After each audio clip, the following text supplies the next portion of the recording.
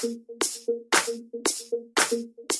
guys! So welcome back to another review, and this time ang i-review ko ay itong bagong Maybelline White Super Fresh. Ito, the No Touch Up Powder Foundation. This is non-comedogenic ang kiniklaim niya. And for 299 pesos kapag compact, binili mo yung compact, ito yung compact. And yung refill niya is 199 pesos. So ito yung box niya. And ito yung compact niya. Color white. Ito yung likod. So meron siyang SPF 34 PA+++. So nakalagay dito, long-lasting UV cake powder, 12-hour bright matte look and fresh feel. So yun, 9 grams yung laman niya, itsura niya. So ito yung mirror, okay? And meron siya ditong plastic. So ipapakita ko sa inyo yung earlier, okay? Ngayon, wala pa akong maski anong nilagay sa face ko. Ito, meron akong mga pimple scars here. Mga scars na lang, except for this one, tigyawat to, at saka ito, pimples pa to. Unahin muna natin, try yung sponge, nang hindi wet yung sponge. Okay?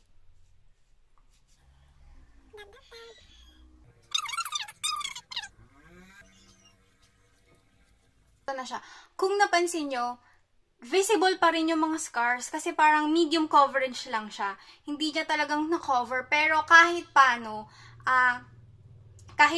nag-lighten ng konti yung mga scars na hindi na siya ganun kahalata. Ito yung may powder and ito yung walang powder. Kung mapapansin nyo, halos same lang sila ng kulay. Parang nag-match lang siya sa skin tone ko. Okay, so itry natin naman sa kabila using a wet sponge.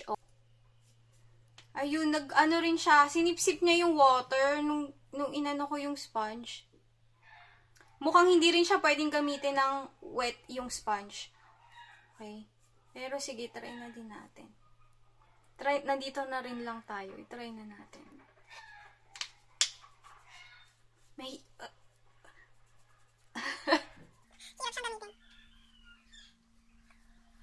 So yun, so eto na siya, using a wet sponge.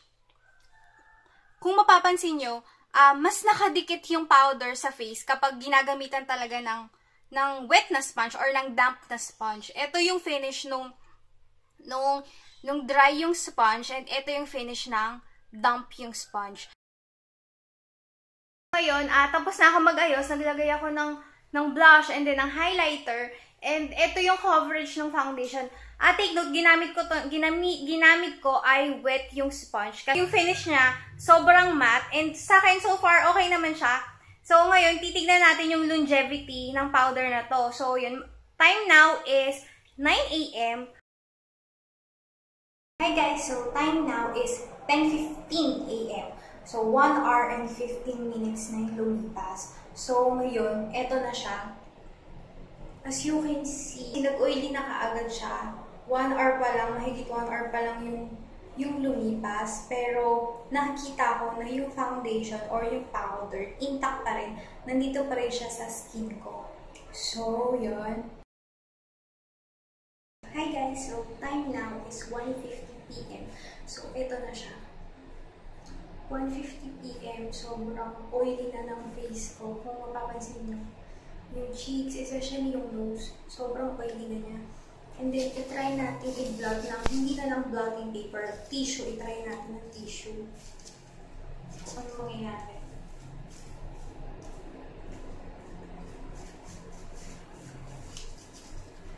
So, ito yung na-blot ko ng tissue. Meron pa rin siyang konting powder, pero syempre nabawasan na.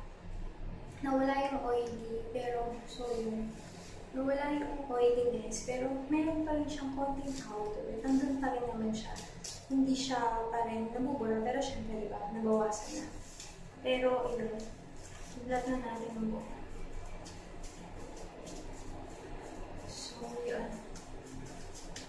So, siguro, magre-retouch na ako ulit ng powder, and yung final verdict sa house na lang. Verdict time. So, yun, kung napansin nyo kanina, hindi ako umabot sa 12-hour na, pinapromise niya na 12-hour shine-free or no touch-up kasi mahigit 1 hour pa lang yung lumipas is nag-oily na talaga yung face ko. And pagdating nung mga bandang mag-aalauna, sobrang tindi na talaga nung pag-oil niya. Pero kasi sobrang oily ng skin ko. Pero kung ang skin mo naman ay normal skin or combination lang, siguro mas long-lasting to sa ganong klaseng skin. Sa ganong klaseng type ng skin. Yung coverage niya, medium coverage, and yung finish niya, sobrang matte ng finish. Tsaka, yun, kung gusto mo siyang gamitin ng wet, at tsagaan lang talaga siya, kailangan mo lang talagang ganuning mabuti para magamit mo siya ng wet. Pero, parang hindi talaga siya pang wet. Parang, pang brush lang, pang powder brush lang, or pang sponge lang na dry na sponge yung gamit na itong foundation na to. Sa longevity, okay naman siya. Para sa akin, long-lasting na yung ganong powder. Yung tipong tumagal ng 1 hour na ganun lang yung oil na na-produce ng face ko. Para sa akin, long-lasting yung ganun. Kasi yung mga regular na powder, tipong 5 minutes pa lang talaga, may oil na yung nose ko. And then 30 minutes, may oil na yung T-zone ko. Sa mga normal na powder. Pero ito, umabot naman to ng mahigit 1 hour bago talagang totaling mag-oily yung face ko. So, para sa akin, long-lasting tong foundation na to, kumpara mo sa ibang mga foundation. And pala, meron akong review ng L'Oreal Matte Magic. Halos same lang din sila ng kiniklaim ng powder na yon. Kung gusto nyo mapanood yung review ko, ilalagay ko yung link down below. Itong powder na to, siguro marirecommend ko to sa mga oily skin, tsaka maganda siyang pang-finish ng liquid foundation, ng BB cream, at saka as is. Pero yung gagamitin mo siya ng wet, marami pang ibang mga powders yung Maybelline na pwedeng gamitin ng wet. And I think yun lang. So, thank you so much for watching and see you again next time. Bye!